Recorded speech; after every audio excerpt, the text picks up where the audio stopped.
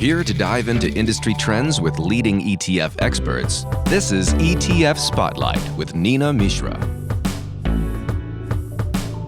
Hello and welcome to ETF Spotlight. I'm your host Nina Mishra. In this episode, we'll focus on Bitcoin ETFs, which is one of my favorite topics.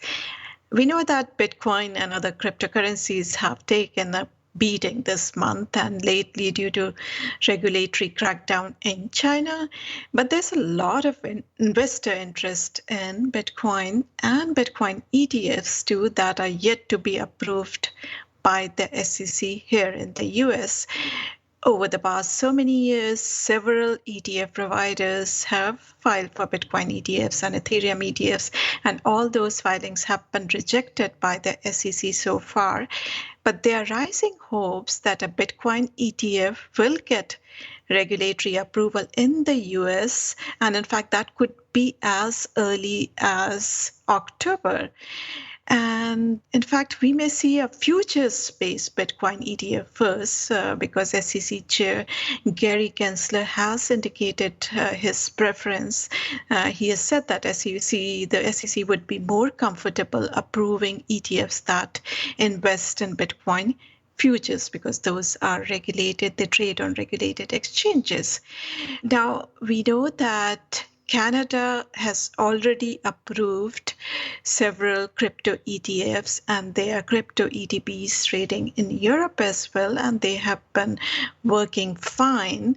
My first guest today is James Seyffart, ETF research analyst at Bloomberg Intelligence, who has been tracking all Bitcoin ETF filings for the past few years. And in fact, he is the best source on the web for the state of Bitcoin ETF filings. And I certainly recommend that you follow him on Twitter at JSEF. SEYFF, if you want to keep up with all those developments. So James and I will discuss all those filings and why he believes that a Bitcoin ETF could be approved in October this year. And we will also discuss the advantage and disadvantages of futures-backed Bitcoin ETFs and whether investors really want a futures-backed or a physically backed Bitcoin ETF. In the second part, I'll be joined by Raj Lalla, CEO at Canadian ETF provider Evolve ETFs. And we know that Canada has approved those Bitcoin ETFs. So with Raj, I will talk about how those products actually work. I'm really looking forward to chatting with James and Raj. So let's get right to it. James, welcome. Great to have you on the show. Thanks for having me. Looking forward to it. So it's been 8 years since the Winklevoss brothers, they first tried to get approval from the SEC for a Bitcoin ETF. At that time, the cryptocurrency was trading under $100. And since then, several ETF providers, they have applied to the SEC, and all those applications have been rejected by the SEC. But this year, investors are really hopeful that a Bitcoin ETF will be approved soon. And that is for several reasons. The crypto market has grown very big. There are several ETFs and ETPs that have been approved in Canada and Europe that are working fine. They are doing what they're supposed to do. And also the SEC has approved Bitcoin futures tracking mutual funds here in July.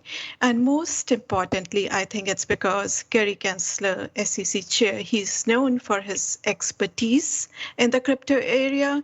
He has taught classes about blockchain at MIT.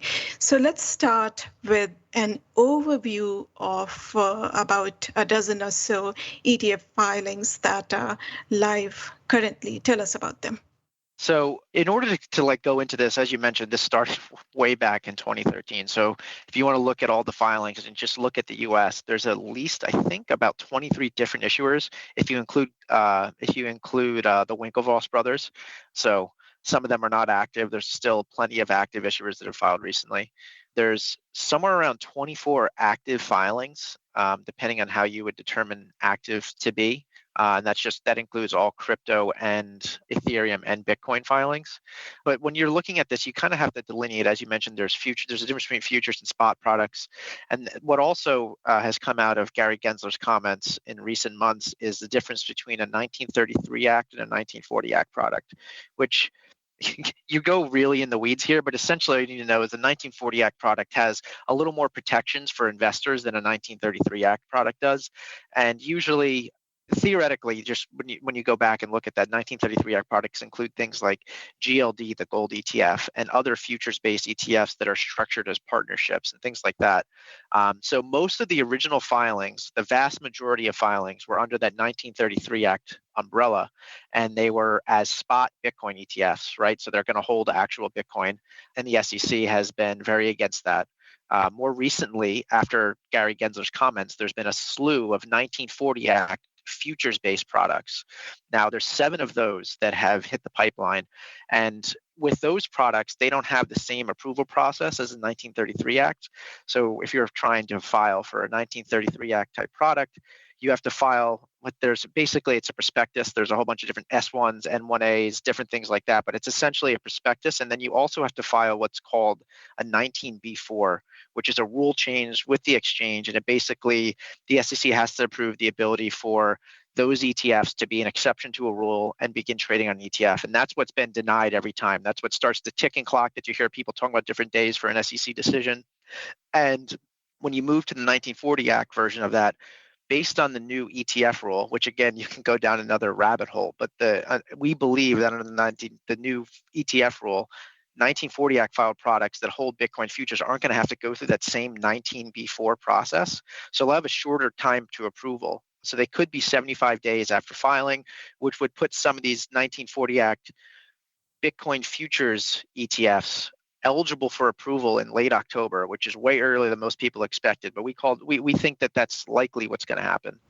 Right. So, yeah, I saw a note earlier by you and Eric Balchunas that a Bitcoin ETF could be approved by the SEC as early as October. And it seems that you still believe that. But do investors really want a futures-based product? Because we know that futures-based products are not as efficient as physical-based products in general, because they just have another layer of complexity because of the need to roll over those futures contracts.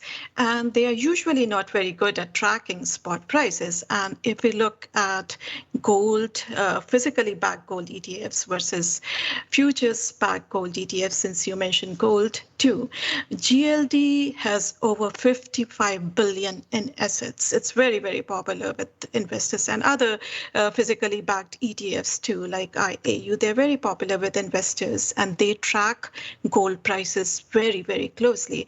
But the futures-based gold ETF, that has barely 75 million, is the Invesco ETF. It has 75 million in assets. So do you think a futures-based Bitcoin ETF will resonate with investors, or investors really want a physically backed Bitcoin ETF?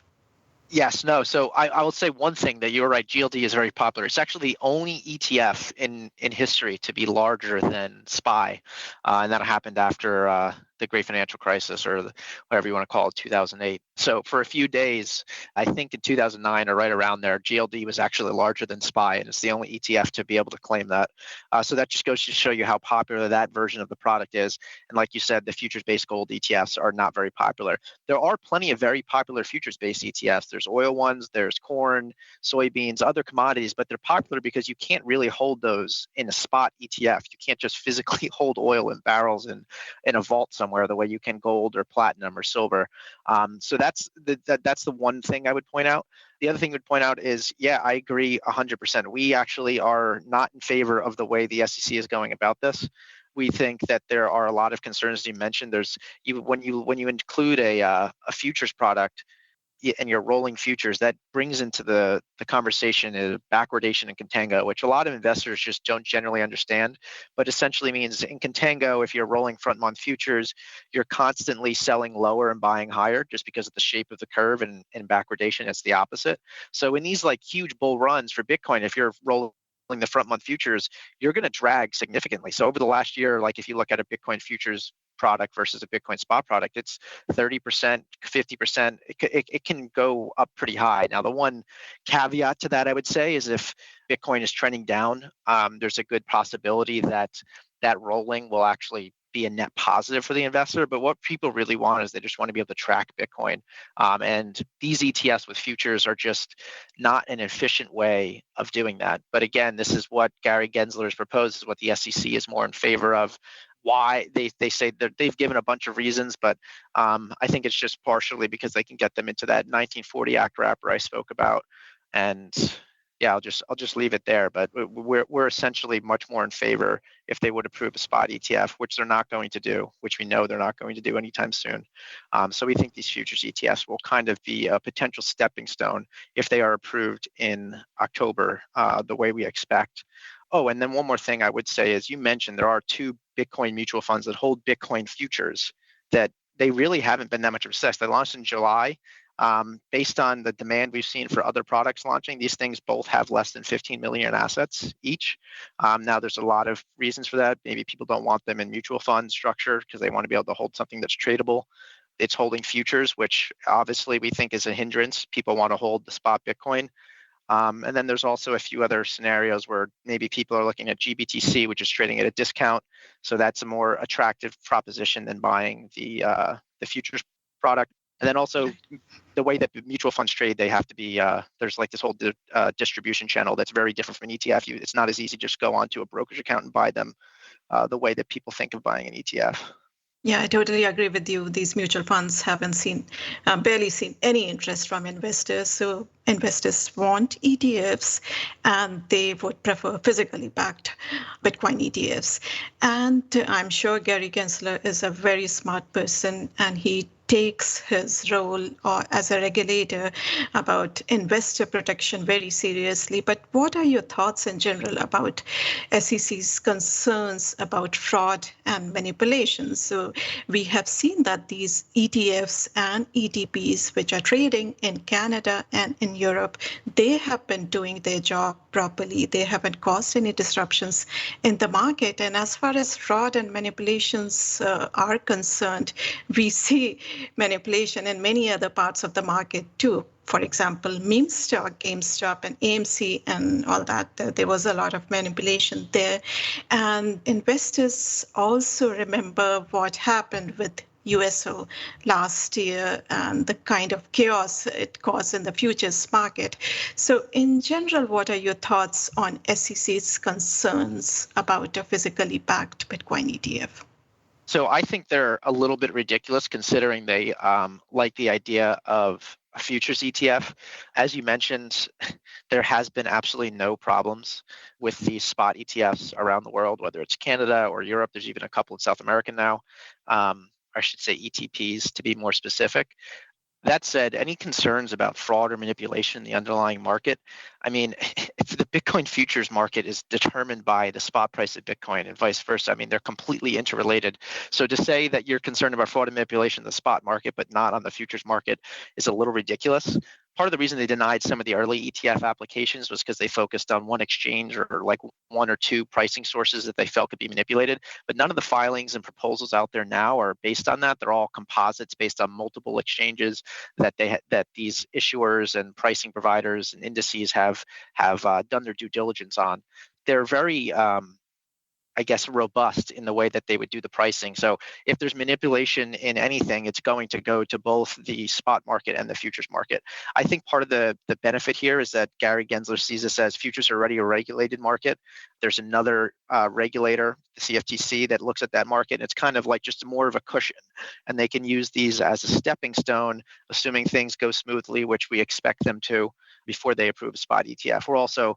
We look at as there might be some more concerns, if we've seen from Elizabeth Warren, people in Congress, Janet Yellen, that have broader concerns about crypto. So maybe they're telling Gary Gensler to slow down a bit on this and keep stalling. And maybe this is a way to kind of throw a bone to the wolves, if you will, for all these people clamoring for a Bitcoin ETF or crypto ETF. And down the line, again, this will be. That makes some sense, for sure. So we have seen so many filings, and we expect a futures-based Bitcoin ETF soon, maybe in October. Do you think the SEC would approve all ETFs, all futures-based ETF applications on the same day? Because we know that there is a huge first movers advantage in the ETF world. We saw that in the case of blockchain ETFs and also in case of Bitcoin ETF approvals in Canada, the one that were launched initially, they were quickly able to gather assets. The one that came even a day or two later, they struggled to gather any attention from investors. So what are your thoughts on the approval process or timeline? Yeah, so I think, so first of all, we are like, I won't say that it's a guaranteed situation. Obviously, we're talking about it because we think that it's going to happen. We're not 100% certain. We've been wrong plenty of times before, but Eric and I published a piece in mid to late October calling for that we thought that there would be approval in October. And I would say that we're out of consensus with most people, but we'll see how wrong or correct we are in a matter of weeks at this point. And as you mentioned, yeah, Purpose is that ETF that launched. It got approval and it launched 24 hours before Evolve's Bitcoin ETF, and it absolutely dominated it. Has $1 billion in assets essentially, whereas its competitor launched 24 hours later has much less. It's not nothing. It has 100 million roughly, I believe. Just that 24-hour launch was a huge advantage to Purpose. Now, if we look at the SEC and they just follow the traditional standards of the first to file is the first to launch, the ProShares product will be the first product that is approved. We think that maybe the SEC should do something where they allow a couple to launch the first at together or very close together. Just so they don't give that first mover advantage, so that you basically could end up making somebody, the SEC would almost act as a kingmaker in that case. Now, that said, I don't think the demand for a futures-based Bitcoin ETF is nearly as high as the demand was or is for a spot Bitcoin ETF. So I don't think it's going to matter as much. And again, the people at this point have gotten access to Bitcoin plenty of different ways. I think being able to launch a spot Bitcoin ETF 2 or 3 years ago was a whole different animal from what it is now, because again, people have figured out different ways to get exposure to Bitcoin who want exposure to Bitcoin. So I don't think it's as much of a kingmaker situation. So I think probably the SEC is going to allow, if they follow what we expect them to, ProShares to launch first at the end of August, maybe a couple days before its competitors, and then we'll see them roll the rest out slowly. But I think they should probably allow a couple to launch at once so that they're not, again, acting as like a kingmaker, giving one person a huge first mover advantage. Very interesting. So we'll be watching this space very, very closely, and we hope to talk to you again soon. And we also hope that an ETF will be approved soon. So definitely an area we'll be keeping a close eye on. And thank you so much for joining us. Yes, thanks for having me. We'll definitely be keeping a close eye here too, obviously. So that was James Effort of Bloomberg Intelligence. My next guest is Raj Lala, CEO of Evolve ETFs, which I mentioned is a Canadian ETF provider. They have a suite of very interesting disruptive ETFs, including 3 crypto ETFs, a Bitcoin ETF that started trading in February, an Ether ETF, and just this week they launched an ETF of ETFs that provide exposure to both their Bitcoin and Ether ETFs. Raj, welcome. Great to have you on the show. Thanks, Nina, for having me. So to start off, please tell us a little bit about your background and also about Evolve ETFs. Sure, yeah. So we actually, I guess firstly on myself, prior to putting Evolve together, I ran Canada for WisdomTree, which I'm sure is an ETF provider you're very familiar with, one of the largest in the world. And prior to that, I ran the retail business for one of Canada's largest asset managers called Fiera Capital, which has over 200 billion in assets. And then prior to that, I ran my own company that ultimately I sold to Fiera, which is why I went to run their retail business. And then going all the way back, I started something called Jovian Asset Management, which was part of a mid-sized financial services company in Canada. Most people would probably not be too familiar with Jovian, but one of the crown jewels that Jovian ultimately incubated was the Horizons ETFs, and I served as a director for Horizons as well. So when I left WisdomTree back in 2016, given that I intersected in the ETF business a couple of times, I decided I wanted to build one. and wanted to be very differentiated in our approach. And I think many people, if they've looked at our product lineup, would agree that a lot of our funds kind of surround disruptive technology. And we launched a lot of first of their kind in the Canadian marketplace. In fact, our automotive innovation ETF is the first of its kind in the world, where we invest in a lot of the supply chain around the electrification, battery manufacturers, of course, as well as the technology into autonomous. We also launched Canada's first cybersecurity ETF, Canada's first e-gaming ETF, Canada's first cloud computing ETF. That hopefully gives your listeners kind of a sense of the types of products. But we really have, positioned ourselves as the leaders of disruptive technology ETF investing in the Canadian marketplace. And we launched our first ETFs back in 2017. In fact, this month is our 4-year anniversary. And we're a stone's throw away from 2 billion. We have about 1.95 billion of assets under management and been one of the fastest growing ETF providers. And especially since COVID kicked in March of 2020, our assets have gone from about 600 million to almost 2 billion. So more than tripling over the period of time. So we've been very fortunate, and we've had a lot of investor success with our products. Awesome. Congratulations on all the success. I did take a look at your suite of ETFs, and Evolve definitely has a suite of very interesting ETFs. Today, we are going to focus on your cryptocurrency ETFs, your Bitcoin ETF in particular. The ticker symbol is EBIT, EBIT, for our listeners who are interested in looking at this ETF. So this launched in February this year, and we don't have a Bitcoin ETF here in the US, not yet, but investors are hoping that a Bitcoin ETF will be approved by the SEC very soon. So they have a lot of questions about how Bitcoin ETFs work. And in Canada, the experiment has been very successful. These ETFs have been working fine. There's no disruption in the market. They have been doing what they're supposed to do. So tell us, how exactly does the Bitcoin ETF work? Is the Bitcoin held? What kind of indexes it tracks? And is the Bitcoin held in a cold wallet? Should investors worry about its security at all? Could you answer those questions for us?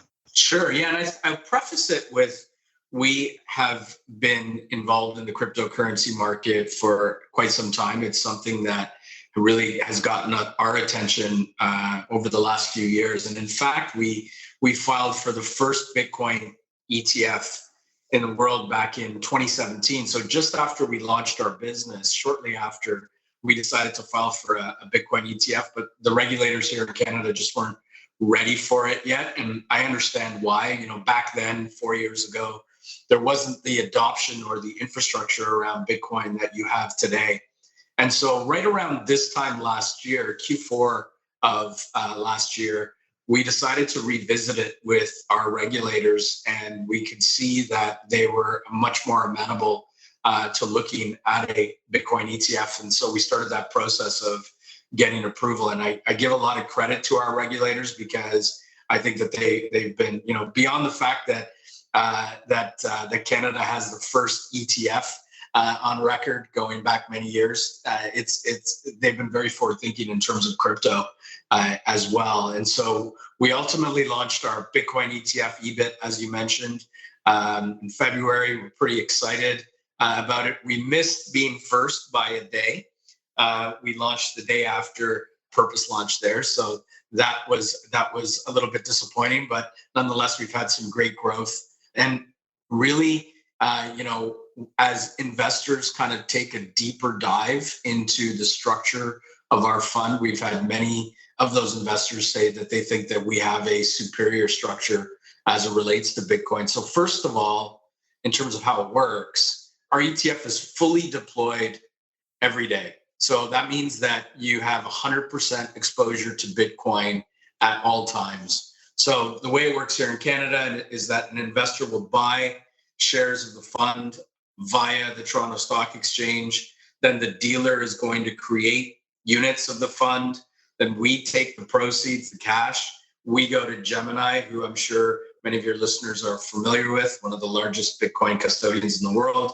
And then we buy the Bitcoin via Gemini over the counter at the Bitcoin reference rate, or the BRR, which is actually provided by CF Benchmarks, who are our index provider. One of the reasons why we pick CF Benchmarks is because we think that they're considered to be the highest quality benchmark in the world. And in fact, it is the reference rate that CME is using for their futures market as well. And also what we really like about CF Benchmarks is that their methodology is fully public and fully transparent, and they're also a regulated organization. When you take a look at some of the other ETFs and the indices that they're using, the methodology isn't necessarily transparent, and the organization isn't necessarily regulated. So we really do think that we put together the best structure. One of your other questions was about the cold wallet, and the answer is yes, that our Bitcoin is actually held in a cold wallet. And that means, and just for some of your listeners, that means that it's never connected to the internet. So investors really don't need to worry about security from that perspective, because every step of our process is actually regulated, from our index provider being CF, to our custodian being Gemini, to, of course, us in Canada being fully regulated, along with all of our other service providers. And as I said before, very importantly, a completely transparent structure. Excellent. That's very helpful. So obviously, a Bitcoin ETF helps investors to hold Bitcoin safely and conveniently, and they can also hold Bitcoin ETFs in their brokerage account or retirement accounts, so they can keep all their investments in one place. But people who want to buy Bitcoin separately, it is very easy to buy a Bitcoin directly now. You can buy on either Coinbase or Robinhood or PayPal, if you trust PayPal more. Could you tell us why Bitcoin ETFs may be preferable to investing directly in the currency? Yeah, I think it's a pretty simple thing. I mean, ultimately, it comes down to being able to, the big difference, being able to hold Bitcoin via an ETF in your brokerage account versus going and opening up a digital wallet. And I would agree with you, Nina, that it has become much easier to open up a digital wallet. Yet for some people, they don't necessarily feel fully secure with that, and they don't necessarily like the process, even though it's easier today than it was 5 years ago. So for us, the investors like it because they can hold it in their regular brokerage account. We have things such as RSPs, retirement savings plans. We also have things like TFSAs, which are tax-free savings accounts. So in all of these accounts with their broker, they can actually hold Bitcoin via an ETF. So it's a little bit different experience, I would say, for investors. And again, it kind of goes back to the point that I made earlier. Every step of the way, you have a regulated service provider in that process. Talking a little bit more about the investor experience that you mentioned, you know that the SEC chair, Gary Gensler, has indicated his preference for a futures-based Bitcoin ETF here in the US. And it seems that he's concerned about fraud and manipulation and all that. And it also seems that investors are actually interested in a physically backed Bitcoin ETF like yours. So I was interested in your thoughts on physical versus futures-based Bitcoin ETFs. What do you think investors prefer? Which instrument gives a better experience to investors? Yeah, we think that physically backed Bitcoin ETFs are superior for investors. I mean, ultimately, a physically backed Bitcoin ETF would track the price of Bitcoin more closely. I mean, I saw this report from Bloomberg a little while ago that said that, when you look at Bitcoin futures as it would relate to ETFs, if the SEC approved it, the cost could be significant from a percentage perspective in terms of the annual returns for investors via the rolling contracts. So the leakage that you have from rolling the contracts from 1 month to the next, unlike a physically backed Bitcoin ETF, which, the one that tracks the futures has to constantly buy and sell them to maintain the exposure. And so what you would end up having with that is associated roll costs, which could vary widely. But if you take a look at, for example, the last few years, it would have averaged of about 10 to 11% leakage by utilizing Bitcoin futures versus physical Bitcoin. And because of the upside volatility in the last 12 months, would have been significantly higher. So I do think that that physically backed Bitcoin ETFs are a better solution for investors. But I do also appreciate Mr. Gensler's comments on why he's concerned about Bitcoin as well. But when you think about the overall ETF landscape, I think it's pretty clear to everyone that investors do prefer physically backed commodity ETFs over ones that just hold futures.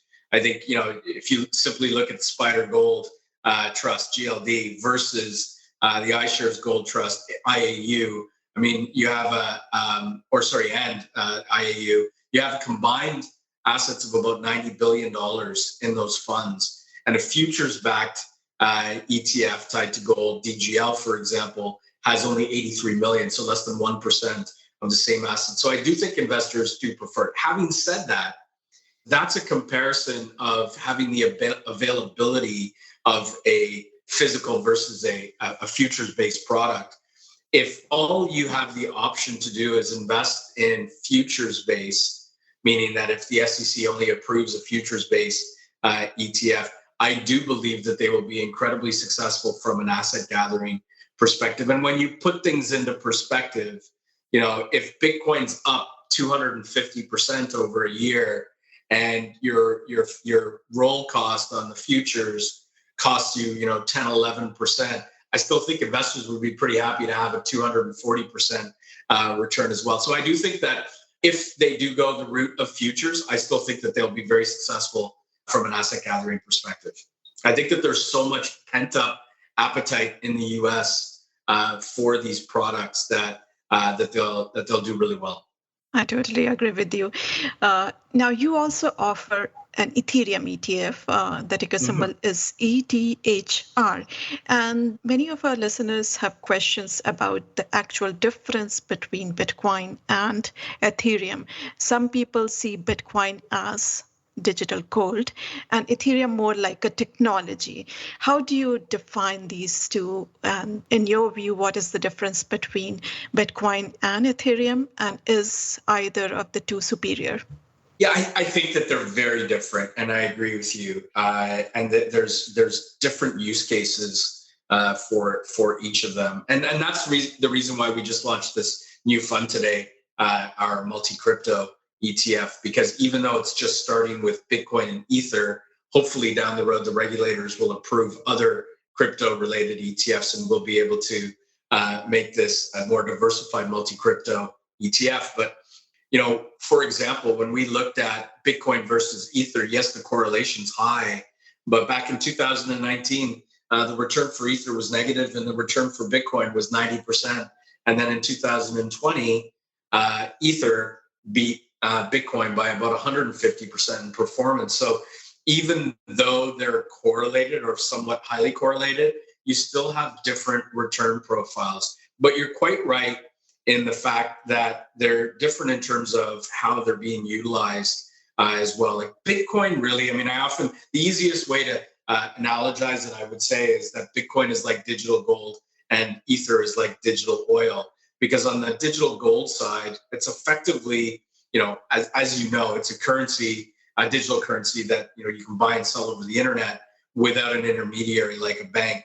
But there's limited supply. There's only 21 million Bitcoin. The supply drops in half every 4 years. And that's why people like this as a store of value, or call it digital gold, because, we have governments all over the world pumping so much money into our system that's leading to potentially an inflationary environment. And that doesn't happen with Bitcoin, since the total amount of Bitcoin is capped or fixed at 21 million. So Bitcoin continues to gain that credibility from public companies, from regulators, from institutional investors, and so on. And we've seen the adoption grow as well. I'm sure you've seen the news about El Salvador became the first country in the world to start accepting Bitcoin as legal tender. you can now, in that country, buy a cup of coffee with Bitcoin and send Bitcoin in and out of El Salvador as well. So I think that you're starting to see countries adopting the use of Bitcoin, and then as you mentioned earlier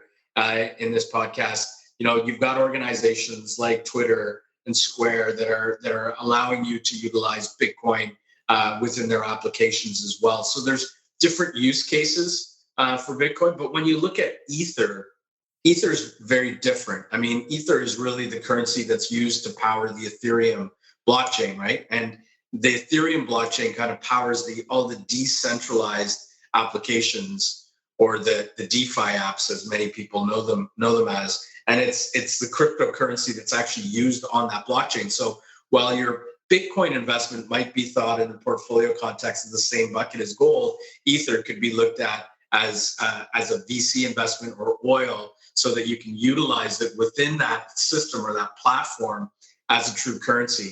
And we've seen that growth taking place with all of the DeFi apps. I believe right now there's over $9 billion locked in DeFi apps tied to Ether right now. So you're seeing a lot of use cases like NFTs, for example, like foreign exchange, like lending. So it's a really interesting area of the market, but I do think that it's quite different. And I do think over time, people will recognize the differences between Ether and Bitcoin, and you may start to have a disparity in the correlation between the two. Excellent. Now, switching gears a little bit, I was also interested in your thoughts on Chinese regulatory crackdown on cryptocurrencies. We know that Bitcoin and Ethereum and other cryptocurrencies have taken a beating lately, and that was thanks mainly to the actions in China. Do you think those regulatory actions would be good for cryptocurrencies in the long term? No, I don't think that they are good. I think that they definitely create speed bumps for Ether. And remember, it goes back to the first principles of what is cryptocurrency and what is Bitcoin. It is effectively a currency, decentralized, that is supposed to have no government involvement in it. Those are the cornerstones of cryptocurrency, specifically Bitcoin. We saw this happen a few months ago, as you recall, where China banned Bitcoin mining, and then all of those companies just picked up and they moved to all over the world. A lot of them moved to the US to resume their mining. China has done this before, and they'll most likely do this again. But we think longer term, there will be so many other use cases for Bitcoin that this, as I said before, this is just a speed bump. Excellent. So that's all we have time for today. Raj, thanks so much for joining us. Thanks, Nina. So that was Raj Lalla, CEO of Evolve ETFs. You can visit evolveetfs.com if you want to learn more about the crypto ETFs and other ETFs. Thanks for listening. If you like our show, please leave us a rating on iTunes or wherever you get your podcasts. Also, make sure to subscribe so that you do not miss any episode. If you have any comments, questions, or suggestions, please email podcast@zacks.com. This material is being provided for informational purposes only, and nothing herein constitutes investment, legal, accounting, or tax advice, or a recommendation to buy, sell, or hold a security. Do not act or rely upon the information and advice given in this podcast without seeking the services of competent and professional legal, tax, or accounting counsel. Publication and distribution of this podcast is not intended to create, and the information contained herein does not constitute an attorney-client relationship. No recommendation or advice is being given as to whether any investment or strategy is suitable for a particular investor. It should not be assumed that any investments in securities, companies, sectors, or markets identified and described were or will be profitable. All information is current as of the date herein and is subject to change without notice. Any views or opinions expressed may not reflect those of Zacks Investment Research as a whole.